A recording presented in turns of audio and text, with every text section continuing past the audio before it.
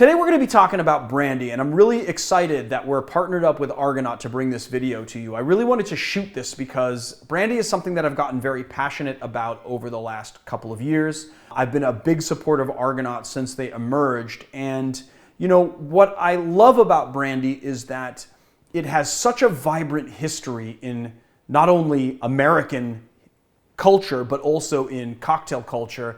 And for a lot of people, it seems very inaccessible. You know, it's something that a lot of people think is either relegated to sort of the nightcap category of cocktail, or something that, you know, you only drink out of sort of like an overly large snifter. Maybe you're in front of a fire with your hunting hound next to you, and Jeeves is bringing you a plate of crudité and hors d'oeuvres while you sit and talk with Hugh Hefner. But nothing could be really farther from the truth. It has a storied history inside the world of cocktails, and so I wanted to bring you a video that gave you the history of brandy in cocktails. So we're doing 5 cocktails which I think represent that, and we're using 2 different expressions of Argonaut that I think pair well with each one. Let's get into it.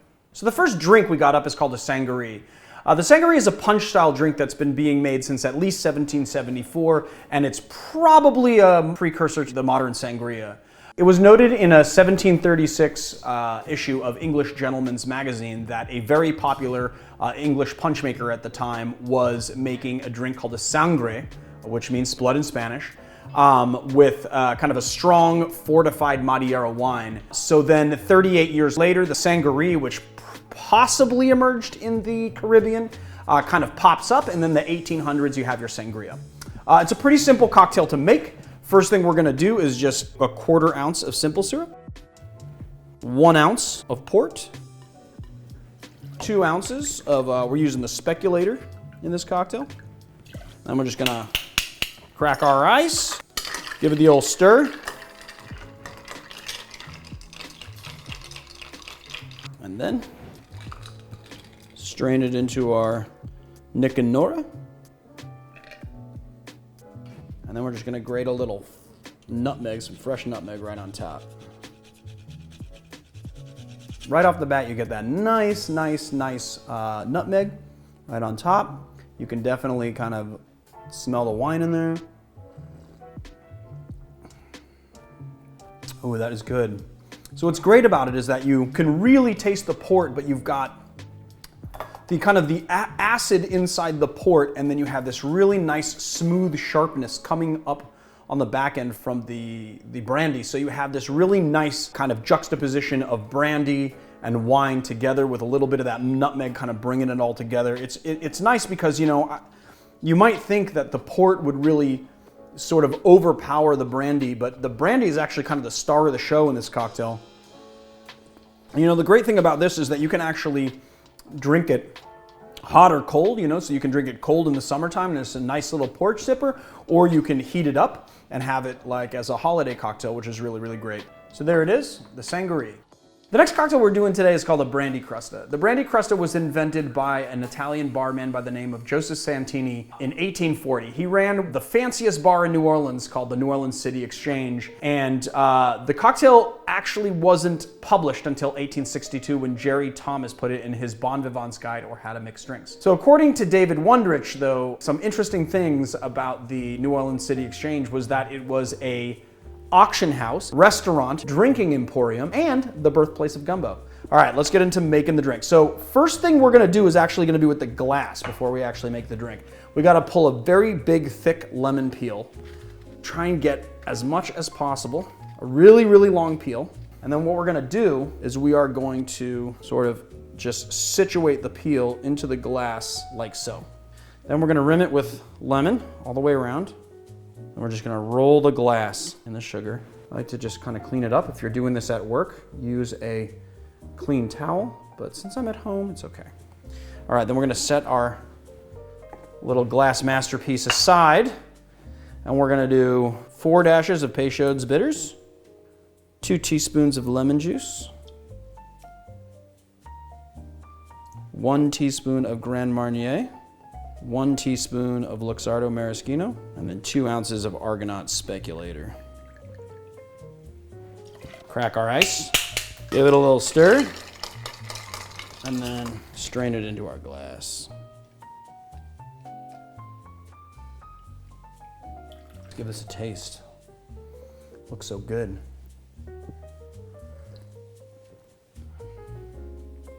Oh man, that is really good. So it's nice and bright and tart. You've got the brandy that comes through first, kind of mixed in with that Peychauds bitters, but you've got, a very noticeable, just like the tartness of the lemon juice, and then you've got, kind of devolving to the dryness of the maraschino, and then you've got, the nice kind of orangey sort of notes of the Grand Marnier. So Grand Marnier is kind of a Curacao style orange liqueur with a brandy base. It's barrel aged. And it's just such nice presentation as well. You've got a little bit of the sweetness from the sugar, and that's kind of informing that lemon as you drink, So really, when you kind of rim this, you want to make sure that you get a little bit of sugar on the actual peel itself, since you're kind of drinking through that peel.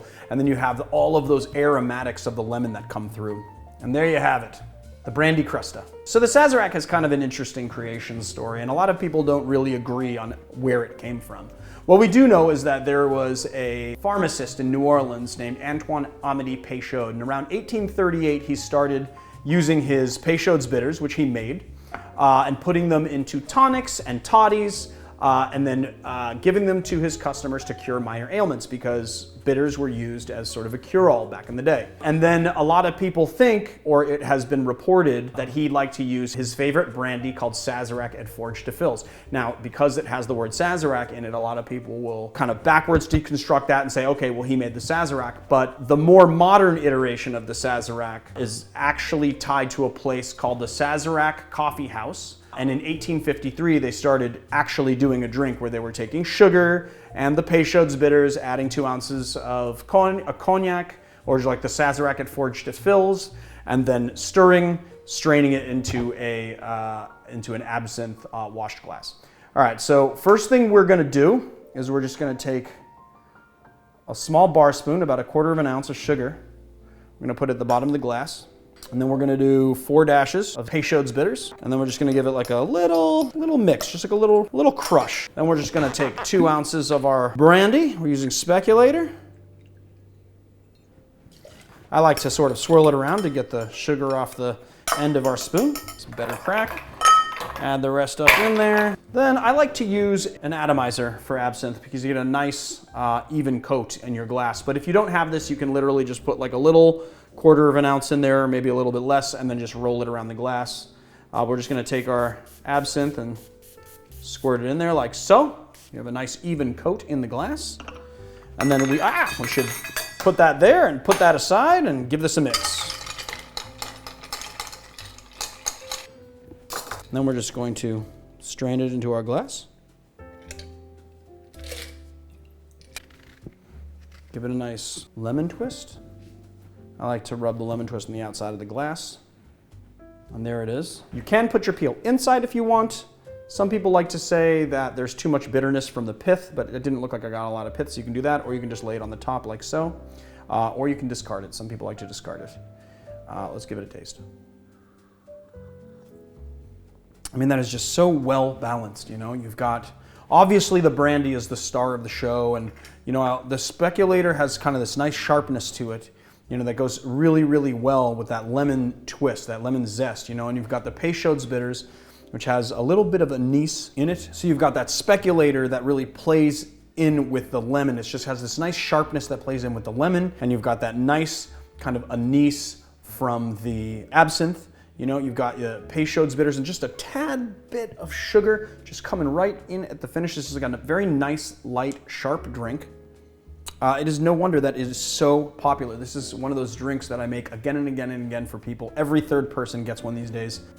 Enjoy the Sazerac. So the Brandy Alexander has a really interesting creation story. It was created by a barman named Troy Alexander, who worked at a bar called Rector's in New York City in 1916, and he created this drink to commemorate this fictitious character named Phoebe Snow. So basically this ad agency created this character Phoebe Snow that they needed to use to advertise clean burning coal. It was kind of like the Tony Tiger of the time, sort of, you know? She was like a mascot. Basically, people who were traveling by train, when they were disembarking the train, they would get covered in soot. They would get covered in like coal dust, and that was like a big problem. And this railroad company figured out that if they used this stuff called anthracite, they could actually make it burn clean and nobody would be covered in soot. So it was kind of a big deal at the time. All right, so let's get into doing this drink. First thing we're gonna do is 1 ounce of Creme de Cacao. You can use light or dark. I really like using the Tempest Fugit. And then we're gonna do 2 ounces of our Argonaut Fat Thumb. I like to use kind of the smoother iteration of Argonaut for this drink. Give it the old crack and stir it down.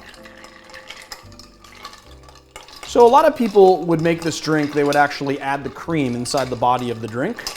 But I don't really like to do that. I like to have a nice kind of cleaner presentation. So what we're gonna do is add the cocktail to our glass, like so. And then we're gonna take a little heavy cream. We're gonna take a squeeze bottle and a coil. We're gonna put the coil into the squeeze bottle, like so. And we're just gonna add a little bit of heavy cream to that, about 1 ounce, maybe a little more. And then we're basically just gonna expand the cream in the bottle, and the coil is gonna help us do that fast. So if you don't have a coil, it takes a little while to expand cream.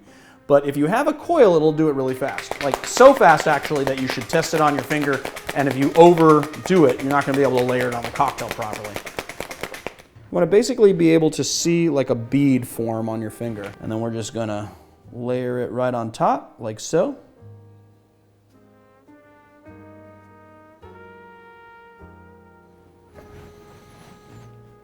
And there it is, the Brandy Alexander. Look at that.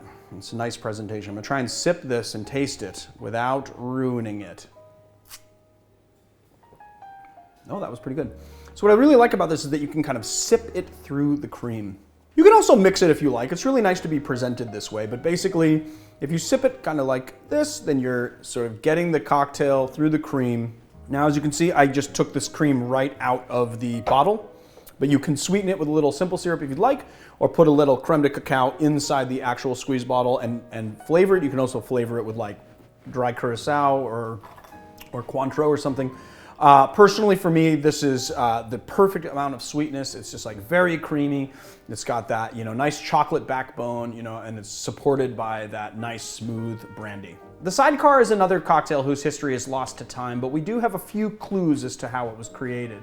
We know, for instance, that it started being put in print in about 1920, and there are a whole bunch of bartenders that laid claim to its creation, including Harry McElhone and Robert Vermeer. Some people think that it's a New Orleans cocktail that evolved out of the Brandy Crusta because it has such close ingredients, and then there are some that believe that it was born at Harry's bar in Paris and that it was named after an army captain who rode up to the bar in a sidecar.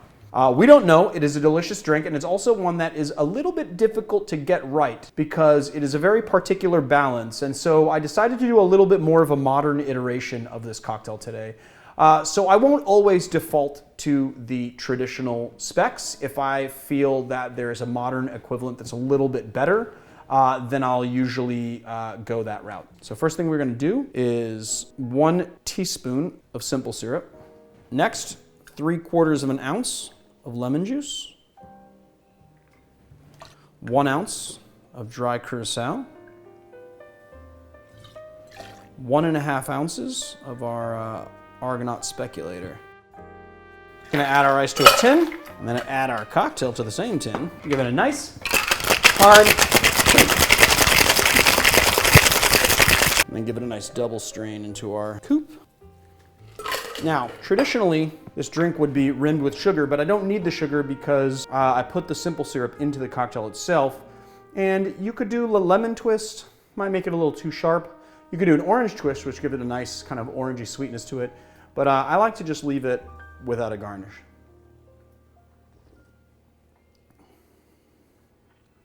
And it's so nicely balanced. And I gotta tell you that what really makes the difference is the simple syrup balancing the lemon out. The problem I think that a lot of people run into with this cocktail is that it's just a little too tart and a little too dry. And the sugar on the outside of the glass doesn't do enough to balance the lemon out. But when you're taking that teaspoon of simple syrup and putting in, you're still retaining the sharpness of the lemon and you're still retaining the dryness of the Curacao, but you balance that lemon out with just enough sugar. You know, this cocktail is also great because it also makes the brandy kind of the star of the show. And you get a lot of the notes of the brandy kind of coming through the other ingredients, which is really nice. So definitely don't skip making this drink. There it is, the Sidecar.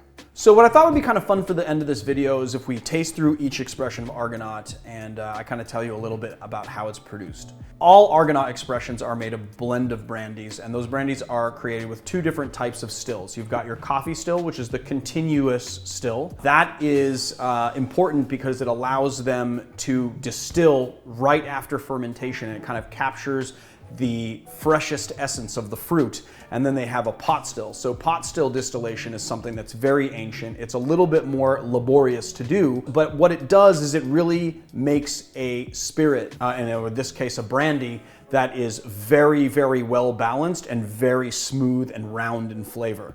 What I love about these bottles is that they have a little guide on the back that tells you the varietal of the grape. It tells you the still type, and it tells you how many years the brandy was aged, and then it tells you what percentage is in a bottle. So it gives you a lot of transparency, a lot more transparency than most companies would give you. Let's taste this first one. This is the Argonaut Speculator, all right, that we're tasting right now. I'll tell you now that the Argonaut Speculator has mostly coffee still, or the continuous still brandy in it, and it has just a little bit of pot still brandy. And it has brandies ranging from 3 years to 19 years in this bottle. Right off the bat, it's just like super sharp in flavor. I get honeysuckle, nutmeg, I get stone fruit, ripe pear, like a green apple, like Granny Smith apple. What's nice is that it's bright and crisp, but then the back palate devolves into a kind of fuller kind of flavor profile as it goes down, and then it also has just like a moderate burn on the back of your throat, which I find is very, very, I find that very pleasing. So the fat thumb here, this is going to be kind of a good mixture of coffee still and pot still brandy. It's got ages in here that range from 7 to 16 years, and then you have basically 4 blends that are coffee still and 3 blends that are the pot still.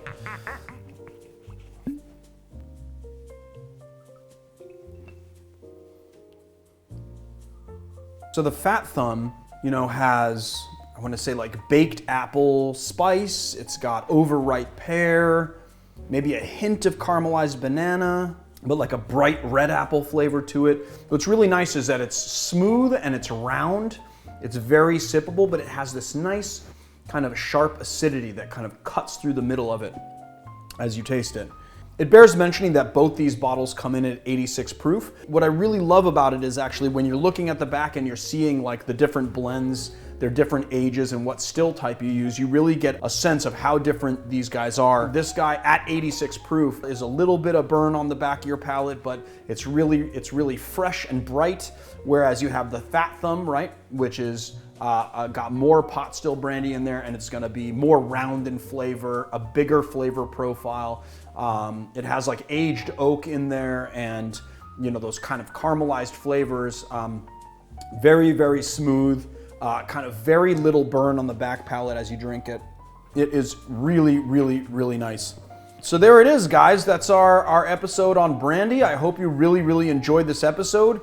Definitely check for some links below if you want to learn more about Argonaut. They have a barrel room that you can buy Argonaut at, and it just bears mentioning that they are only shipping within California at the moment, but hopefully they will be expanding their territory soon. Yeah, I don't know. I guess that's it. So I will see you guys on another time. If you like this channel, please hit like and subscribe. Check us out on Patreon. Check us out on our YouTube memberships. And if you want to have one of these sexy aprons, you can check out Staggerly Goods. If you type in Barfly SLG20 at checkout, you get 20% off on your checkout. And I will see you guys later.